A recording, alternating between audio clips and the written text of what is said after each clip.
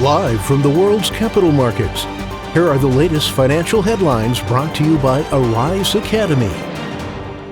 Bonjour et bienvenue dans nos perspectives financières d'aujourd'hui. Rejoignez-nous aujourd'hui pour notre analyse du monde financier, des derniers événements, des dernières informations sur les marchés. Thomas va nous aider aujourd'hui depuis la salle des marchés.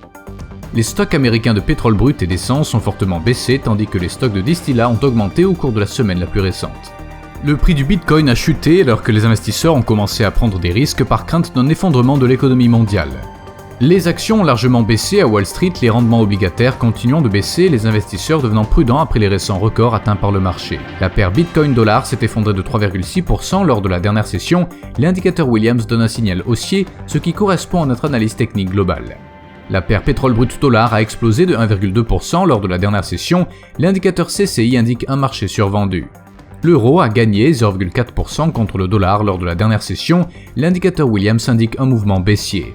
Le dollar australien a baissé de 0,8% par rapport au dollar lors de la dernière session d'échange. Selon l'indicateur stochastique RSI, nous sommes dans un marché survendu. Le nombre Baker Hughes de plateformes de forage américaines aux États-Unis sera publié à 17h GMT, la production industrielle de la Finlande à 5h GMT, la production industrielle de l'Autriche à 7h GMT.